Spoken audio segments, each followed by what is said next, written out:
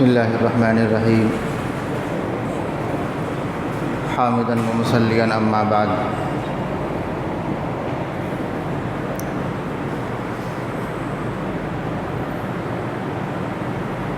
اعوذ باللہ من الشیطان الرجیم بسم اللہ الرحمن الرحیم وَأَذِّن فِي النَّاسِ بِالْحَجِّ يَأْتُوكَ رِجَالًا صدق اللہ العظیم۔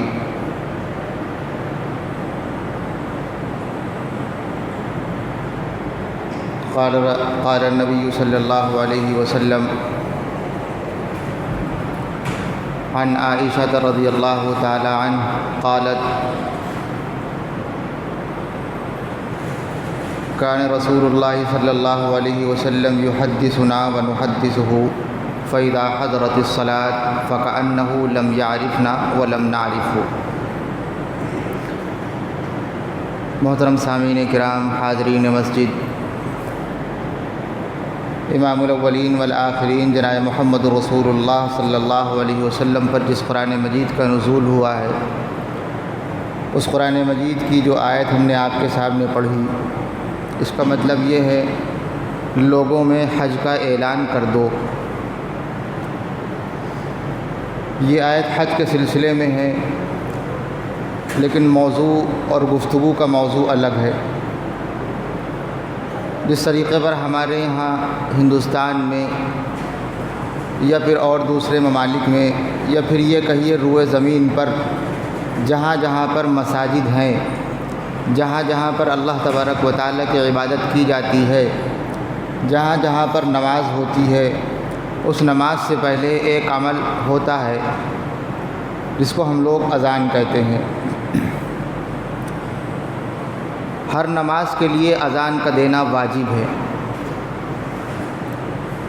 اگر اذان وقت سے پہلے دے دی گئی، وقت ابھی نہیں ہوا تھا، تو دوبارہ اذان کا دینا واجب ہے اور ضروری ہے، کیونکہ اذان نہیں ہوئی۔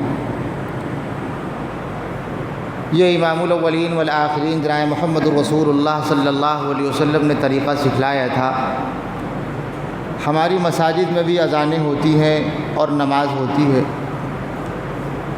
ہماری مساجد میں جو نماز ہوتی ہے، اس نماز کے لیے ایک شخص مقرر ہوتا ہے جس کو ہم لوگ امام صاحب کہتے ہیں۔ اسی طریقے پر اذان کے لیے بھی کچھ افراد مقرر ہوتے ہیں جن کو ہم لوگ مؤذن کہتے ہیں۔ اذان دینے والے کو مؤذن کہتے ہیں، اور پھر نماز کے وقت جو پھر یہی الفاظ دہرائے جاتے ہیں جو اذان میں پڑھے گئے تھے۔ فرق اتنا ہوتا ہے کہ یہ الفاظ رفتار کے ساتھ ہوتے ہیں، اور اذان میں جو الفاظ کہے جاتے ہیں وہ الگ الگ ہوتے ہیں۔ اس میں تھوڑا آرام سے یہ الفاظ دہرائے جاتے ہیں، اور نماز سے پہلے صف کے درمیان کھڑے ہو کر کے جو شخص یہی الفاظ دہراتا ہے اس کو مؤذن نہیں کہتے ہیں، اسے مکبر کہتے ہیں، یعنی تکبیر کہنے والا۔ وہ بھی یہی الفاظ دہراتا ہے، لیکن وہ الفاظ رفتار کے ساتھ ہوتے ہیں۔ ہمیں آج تک یہ پتہ نہ چلا کہ یہ ان الفاظ میں فرق کیا ہے۔ پہلے والے جو الفاظ کہے تھے اذان میں، اس میں آہستہ آہستہ الفاظ کہے۔ جب تکبیر میں یہ الفاظ کہے جاتے ہیں تو یہ الفاظ ایک ساتھ ہوتے ہیں، یعنی اللہ اکبر جو لفظ ہے یہ 4 مرتبہ آیا ہے، چاروں مرتبہ ایک سانس میں کہا جائے گا، اللہ اکبر اللہ اکبر اللہ اکبر اللہ اکبر۔ اور پھر اس کے بعد اشہد ان لا الہ الا اللہ 2 مرتبہ ہے، یہ ایک سانس میں کہا جائے گا۔ اس کے بعد اشہد ان محمد رسول اللہ ہے، 2 مرتبہ، یہ بھی ایک سانس میں کہا جائے گا۔ پھر حی علی الصلاۃ اور حی علی الفلاح ہے، یہ بھی ایک سانس میں کہا جائے گا، حی علی الصلاۃ ایک سانس میں 2 مرتبہ، اور پھر دوسری سانس میں حی علی الفلاح ایک سانس میں 2 مرتبہ۔ پھر اس کے بعد قد قامت الصلاۃ ہے، 2 مرتبہ کہا جاتا ہے، یہ بھی ایک سانس میں کہا جائے گا۔ پھر اس کے بعد اللہ اکبر اور پھر لا الہ الا اللہ ایک سانس میں۔ یہ اذان دینے کا اور پھر اس کے بعد تکبیر کہنے کا طریقہ ہے جو ہمیں پتہ نہیں۔ ابھی کچھ دن پہلے ایک جگہ نماز پڑھائی جمعے کی، وہاں پر ایک صاحب تھے، انہوں نے اذان کہی، اور اذان ان کی تقریباً 5 منٹ کے اوپر کی تھی۔ تو ہم نے امام صاحب سے کہا کہ یہ اذان میں کافی تاخیر ہو گئی تھی۔ تو کہیں گے قاری صاحب ہیں تو تاخیر تو لگے گی۔ میں قاری صاحب ہوں گے اپنے گھر کے، قاری صاحب اپنے گھر کے ہوں گے، اذان دینے کا جو طریقہ ہے وہ تو ان کو پتہ ہونا چاہیے کہ قاری صاحب ہیں، اور عام انسان تو ہے نہیں۔ جیسے ہمارے ہاں جو مؤذن ہوتے ہیں ان بیچاروں کو پتہ نہیں رہتا ہے، لیکن ایک شوق ہے اذان دینے کا، بیچارے دے رہے ہیں۔ اور یہ شوق بھی بہت قیمتی ہے، کیونکہ فجر کے وقت اذان دینا بڑے دل گردے کی بات ہے۔ ہم اور آپ سو رہے ہوتے ہیں، اور ایک شخص جس کو شوق ہوتا ہے کہ مرنے کے بعد جب ہم قیامت کے میدان میں، منظر میں اور محشر کے میدان میں کھڑے ہوں گے تو ہماری گردن اونچی ہوگی، لوگ ہمیں پہچان لیں گے، اور ہر ایک انسان گواہی دے گا کہ جی نہیں، یہ شخص اذان دیا کرتا تھا، میں اس کے ایمان کی گواہی دیتا ہوں، لہذا وہ شخص جنت میں چلا جائے گا، اس کو شوق ہے اذان دینے کا۔ ہاں یہ الگ بات ہے، اس بیچارے کو پتہ نہیں سلیقہ کیا ہے، الفاظ کہاں پر غلطی ہو رہی ہے۔ بہرحال اذان کی بات تھی۔ اس کے بعد جب خطبے کے وقت جب اذان دی، جب امام ممبر پر بیٹھ جاتا ہے، خطبہ پڑھنے والا خطیب ممبر پر بیٹھ جاتا ہے، پھر یہی الفاظ دہرائے جاتے ہیں، اللہ اکبر اللہ اکبر۔ ان الفاظ میں اور ان الفاظ میں فرق کیا ہے؟ کہیں اکثر یہ دیکھا جاتا ہے جب خطیب ممبر پر بیٹھ جاتا ہے تو جو اذان دینے والا ہوتا ہے وہ بھی اذان میں وہی الفاظ دہراتا ہے اور اسی ترتیب کے ساتھ، ایسا لگ رہا ہے یہ اذان ہو رہی ہے، کہیں یہاں پر جو الفاظ کہے جائیں گے اس میں بھی رفتار ہوگی، جس طریقے پر اذان کہی تھی اس طریقے پر یہ الفاظ نہیں آئیں گے، ان الفاظ میں رفتار ہوگی، جلدی جلدی یہ الفاظ کہے جائیں گے، تکبیر سے تھوڑا سا آہستہ اور اذان سے تھوڑا سا تیز، یہ اذان کے طریقے سے الفاظ نہیں دہرائے جائیں گے۔ بہرحال جب انہوں نے تکبیر کہی پھر وہی انداز، کہیں گے اکثر یہ دیکھا جاتا ہے ہمارے یہاں بھی لوگ، الحمدللہ ہم لوگ لکھنؤ کے ہیں، اونے پونے گاؤں کے نہیں تو ہے نہیں، ہم لوگ مکبر کو یا پھر خطیب کو یا امام کو پرکھ لیتے ہیں، یہ امام کیسا ہے، یہ مکبر کیسا ہے، یہ خطیب کیسا ہے۔ الحمدللہ یہ شہر لکھنؤ کی بات ہے۔ الحمدللہ سب سے اچھی بات تو یہ ہے کہ جب بھی یہاں کے کوئی شخص کہیں پر بھی جاتا ہے لوگ فوراً یہ کہتے ہیں آپ لکھنؤ سے ہیں، آپ کی الفاظ میں، آپ کی گفتگو میں ایک محبت جھلک رہی ہے۔ اور وہیں دوسری جگہ کوئی آدمی جائے تو آدمی کے کان میں ایسا لگتا ہے کوئی چیز گھسوڑی جا رہی ہے، اس کو تکلیف ہو رہی ہے، تو یہ کہتا ہے بس آپ رہنے دی، ہم سمجھ گئے آپ کیا کہنا چاہتے ہیں، آپ کے الفاظ میں وہ چاشنی نہیں ہے۔ بہرحال بعض لوگوں نے تو یہاں تک کہ کہا کہ ہمارے لکھنؤ میں جب کسی کو ستایا جاتا ہے یا پھر یہ کہہ لیجیے جب کسی کو برا بھلا کہا جاتا ہے یا پھر کسی کو گالی دی جاتی ہے، نہیں دینا چاہیے، غلط ہے، لیکن اس وقت بھی ہم لوگ آپ کا لفظ استعمال کرتے ہیں، آپ کی ایسی کی تیسی، آپ ہیں کون؟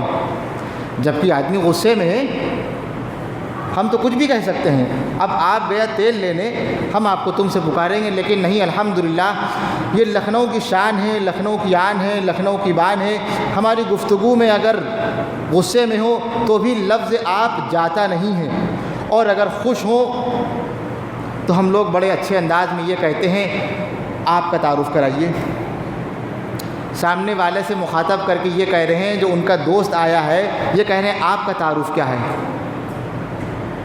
تو یہ بہرحال ہمارے لکھنؤ کی بات ہے۔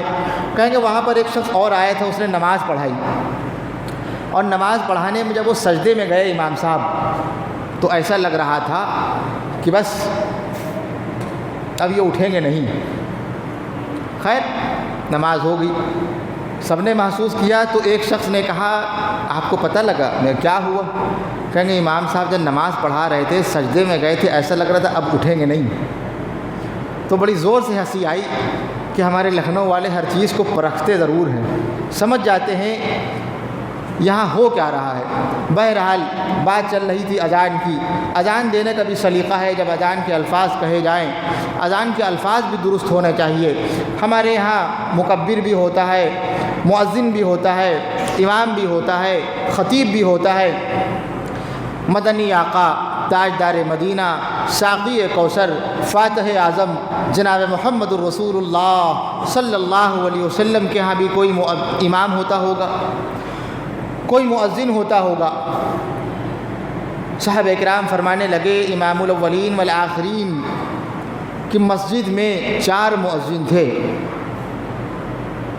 بلال ابن رباح، عمرو ابن ام مکتوم، سعد بن قرظ، ابو محذورہ رضی اللہ عنہم اجمعین۔ یہ 4 لوگ تھے جو اذان دیا کرتے تھے، اور حضرت بلال کو سارے لوگ جانتے ہیں کہ یہ اذان دیا کرتے تھے، لیکن وہیں پر عمرو ابن ام مکتوم بھی تھے جو نابینا تھے، یہ بھی اذان دیا کرتے تھے۔ سعد بن القرظ بھی تھے، یہ بھی اذان دیا کرتے تھے۔ ابو محذورہ رضی اللہ تعالی عنہم اجمعین یہ بھی تھے، یہ بھی اذان دیا کرتے تھے۔ ہمارے ہاں جو مسجد میں امام ہوتا ہے ہم اس کو جانتے ہیں، اس کا نام جانتے ہیں۔ امام الاولین والآخرین کے دور میں جو مؤذن ہوں ہم ان کا نام نہ جانیں تو یہ اچھی بات نہیں ہے۔ بہرحال بلال ابن رباح جب اذان دیا کرتے تھے سارے لوگ جانتے ہیں۔ امام الاولین والآخرین کے دنیا سے رخصت ہونے کے بعد بلال ابن رباح مدینے میں رکے نہیں، کہنے لگے جی ہم جا رہے ہیں۔ لوگوں نے روکنے کی کوشش کی، حضرت ابو بکر صدیق رضی اللہ تعالیٰ نے روکنا چاہا کہ آپ رک جائیے۔ بلال رضی اللہ تعالیٰ نے جملہ کہا کہ آپ نے اگر مجھے آزاد کروایا تھا، اس وجہ سے آزاد کیا تھا کہ میں آپ کا غلام بن جاؤں، یا آپ نے مجھے اپنے لیے آزاد کیا تھا تو میں رک جاتا ہوں۔ اگر آپ نے اللہ کے لیے آزاد کیا تھا تو آپ مجھے مت روکیے۔ صدیق اکبر نے جب یہ جملے سنے تو یہی کہا کہ میں نے تمہیں اللہ کے لیے آزاد کیا تھا، جہاں تمہیں جانا چاہو، جہاں جانا چاہو وہاں چلے جاؤ۔ تو بلال رضی اللہ تعالیٰ مدینہ المنورہ سے ہجرت کر کے امام الاولین والآخرین کے دنیا سے رخصت ہونے کے بعد شام چلے گئے۔ جب شام فتح ہوا پھر اس کے بعد فرماتے ہیں خود کہ میں نے امام الاولین والآخرین کو خواب میں دیکھا شام میں رہتے ہوئے، اور امام الاولین والآخرین نے یہ بات کہی، بلال ایسی کیا بے رخی ہے؟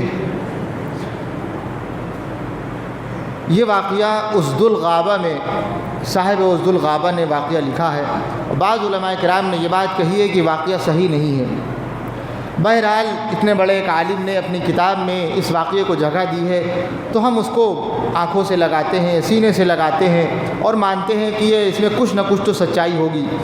بہرحال جب خواب میں دیکھا، بہرحال بلال رضی اللہ تعالیٰ وہاں سے واپس مدینہ المنورہ تشریف لائے، اور امام الاولین والآخرین کی قبر اطہر پر، جہاں پر ہر ایک ایمان والا جانا چاہتا ہے، روضہ اطہر کے قریب، اور یہ چاہتا ہے کہ ہم وہاں پر جائیں اور وہاں جا کر کے الصلاۃ والسلام علیک یا رسول اللہ صلی اللہ علیہ وسلم پڑھیں۔ ہر ایک ایمان والے کی تمنا ہے، آرزو ہے، یہی خواہش ہے۔ دعا کیجیے اللہ تبارک و تعالیٰ سے، اللہ تبارک و تعالیٰ ہر ایک ایمان والے کی اس تمنا کو قبول فرمائے، کہیے آمین۔ بلال رضی اللہ تعالیٰ وہاں پر گئے قبر اطہر کے قریب اور رو رہے ہیں، آنکھوں سے آنسو جاری ہیں۔ ایک زمانے کے بعد امام الاولین والآخرین کی قبر کے پاس آئے ہیں تو حضرت حسن اور حضرت حسین رضی اللہ تعالیٰ تشریف لائے۔ حضرت بلال رضی اللہ تعالیٰ نے ان کو سینے سے لگایا اور ان کو بوسہ دیا۔ ان دونوں کی خواہش یہی تھی کہ آج فجر میں اذان آپ دیجیے گا۔ بلال رضی اللہ تعالیٰ نے اس بات کو قبول کر لیا، اور ہر ایک انسان جانتا ہے حضرت بلال رضی اللہ تعالیٰ ایک حبشی تھے، ہمارے اور آپ کے طریقے سے اتنے خوبصورت نہیں تھے، رنگ صاف نہیں تھا، لیکن مقام تھا امام الاولین والآخرین کے نزدیک، مرتبہ تھا رب العزت والجلال کے دربار میں جو ہمارا اور آپ کا نہیں ہے۔ بات طے ہو گئی، اور فجر کی جب اذان دی تو صحابہ کرام نے یہ بات لکھی ہے، یہ بات کہی ہے، اللہ اکبر اللہ اکبر جب الفاظ کہے تو مدینہ گونج اٹھا۔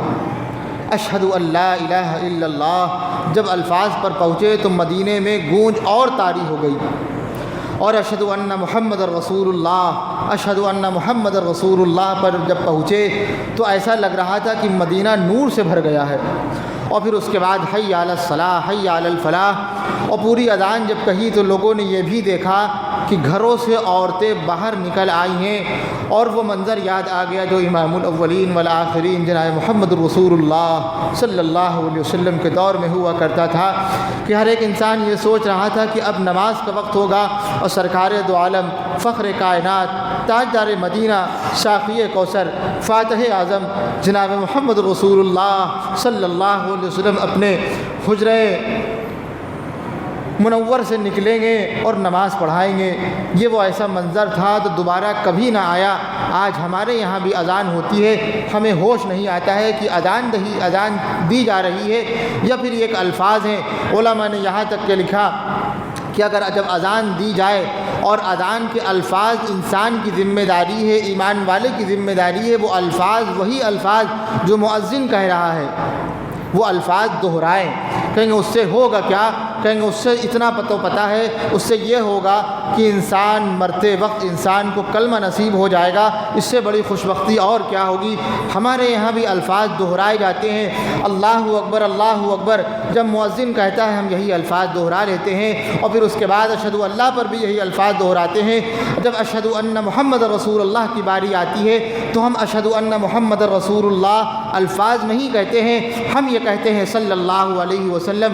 یہ بڑے اچھے الفاظ ہیں، لیکن سرکار دو عالم جناب محمد رسول اللہ صلی اللہ علیہ وسلم نے جو بات کہی ہے ہمیں اسی کو ماننا ہے، ہمیں کوئی اور بات پسند نہیں ہے۔ ہم یہ کہہ سکتے ہیں کہ امام الاولین والآخرین نے یہ بات کہی ہے، جو مؤذن الفاظ کہے ایمان والے کی ذمہ داری ہے وہی الفاظ دہرائے، چاہے مکبر تکبیر کہہ رہا ہو تب بھی یہی الفاظ دہرائے جاتے ہیں۔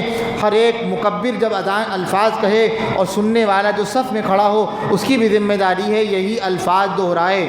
اور جب امام کے سامنے جب امام منبر پر بیٹھ جائے اور پھر ایک مؤذن آ کر کے یہ الفاظ دہرائے، اس وقت بھی ایمان والوں کی ذمہ داری ہے یہی الفاظ دہرائیں، لیکن فرق اتنا ہوگا تب یہاں پر الفاظ دہرائے جائیں گے جب امام منبر پر بیٹھ چکا ہے تو وہ الفاظ من میں دہرائے جائیں گے، زبان سے ادا نہیں کیے جائیں گے۔ یہ علماء نے طریقہ بتایا ہے، ایک زمانہ گزر گیا آج تک ہمیں یہ طریقہ پتہ نہیں۔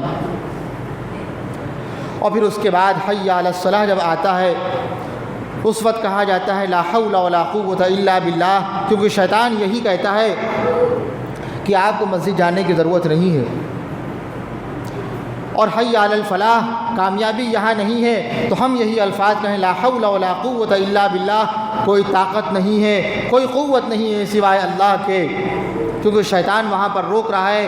اور پھر الصلاۃ خیر من النوم، الصلاۃ خیر من النوم، جب فجر میں جب مؤذن یہ الفاظ کہے ایمان والوں کی ذمہ داری ہے تو یہی گواہی دے صدقتا و بررتا، صدقتا و بررتا، تو نے سچ کہا اور تو بری ہو گیا ہے۔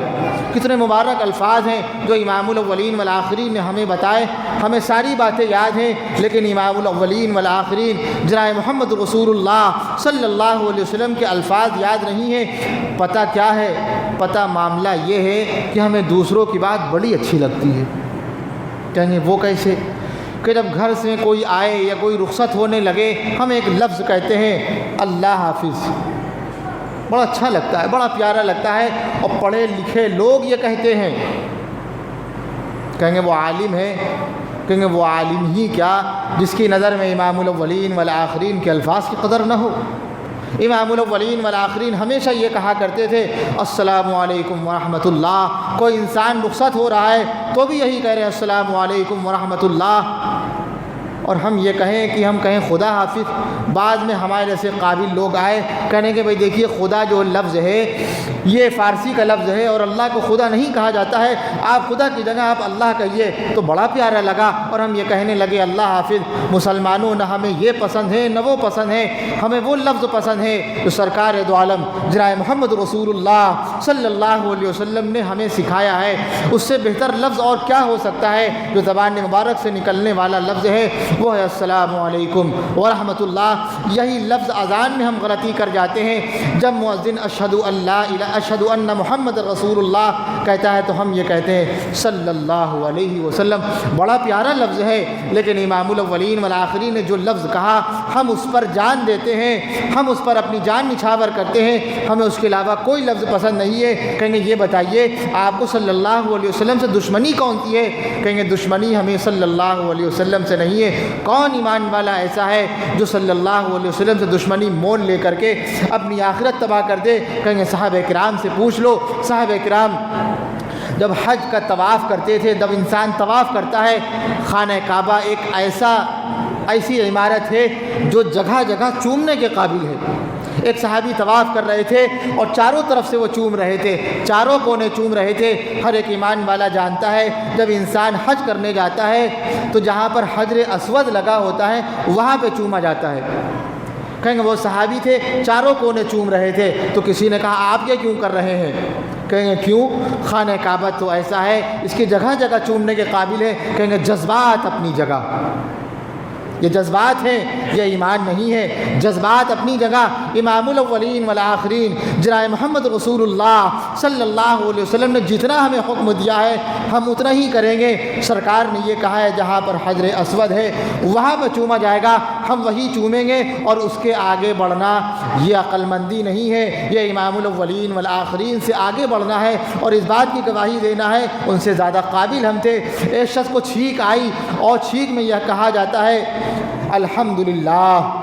ایک صحابی کو چھینک آئی، انہوں نے بھی یہی لفظ کہے الحمدللہ، ایک لفظ اور بڑھا دیا اور یہ کہا والصلاۃ والسلام علیک یا رسول اللہ۔